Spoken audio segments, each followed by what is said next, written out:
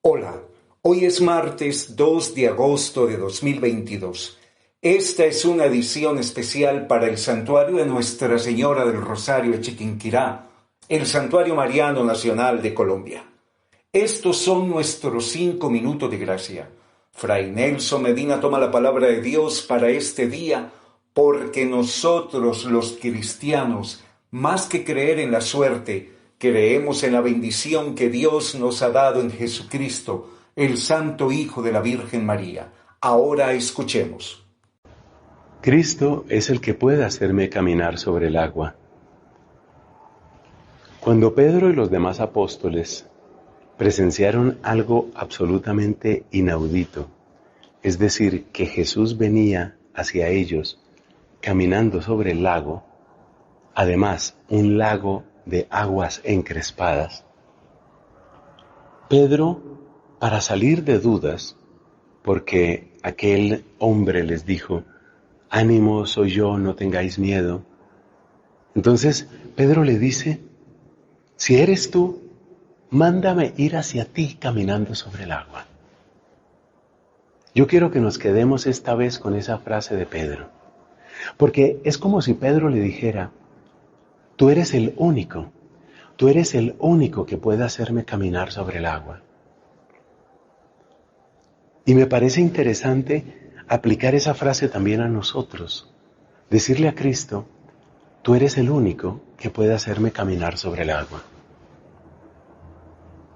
Por supuesto, creo que la mayor parte de nosotros, salvo un poquito de curiosidad, no tenemos gran interés en, por ejemplo, atravesar una piscina caminando o cosas así. No me refiero a eso. No me refiero a eso, aunque de algunos santos se cuentan milagros que tienen que ver con el agua. Por ejemplo, de San Clemente Romano, un papa del siglo I, o por ejemplo de San Raimundo de Peñafort, un dominico del siglo XIII. O sea que sí se han dado milagros que tienen que ver con el agua y andar sobre el agua. Pero yo no me refiero a eso, no me refiero a que se repita indefinidamente ese milagro. Me refiero a qué significaba el agua para aquellos apóstoles y qué sí puede significar entonces esa agua, entre comillas, para nosotros. Porque el agua para ellos era sinónimo de aquello que es imposible de domar, aquello donde solo Dios manda.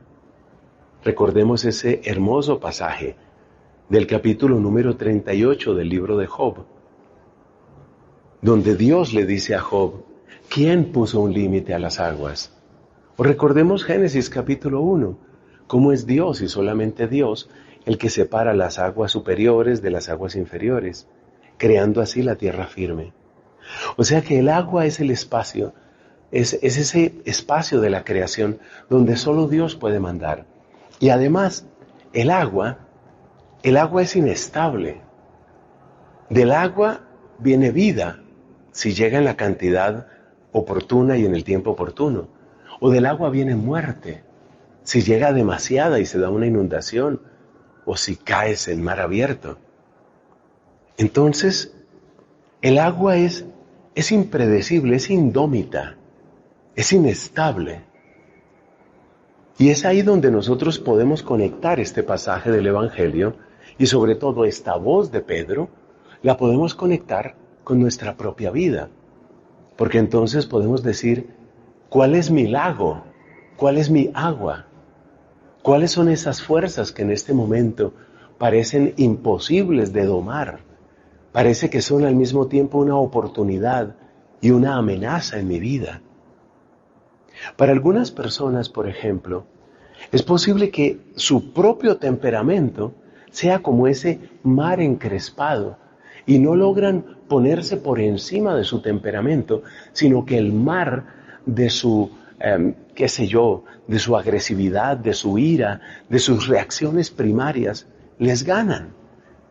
No logran caminar sobre ese lago. Otras personas tienen una terrible inestabilidad financiera. Otras personas están en un mar de pasiones y de necesidades afectivas y están confundidos y viven como en una tormenta permanente. ¿Cuál es el lago mío? ¿Y cómo puede Cristo ayudarme a caminar por encima de ese lago? Que el lago no me anegue, que yo no me hunda en ese lago, el lago de mi inestabilidad financiera, el lago de mi inestabilidad emocional o afectiva, el lago de tantas cosas que nos pasan, de mi propio temperamento, repito, que yo no me hunda, que Cristo venza, que Cristo venza. De eso se trata, para que yo pueda caminar sobre el agua. Pero no se nos olvide que Pedro pudo caminar sobre el agua mientras estuvo viendo a Cristo.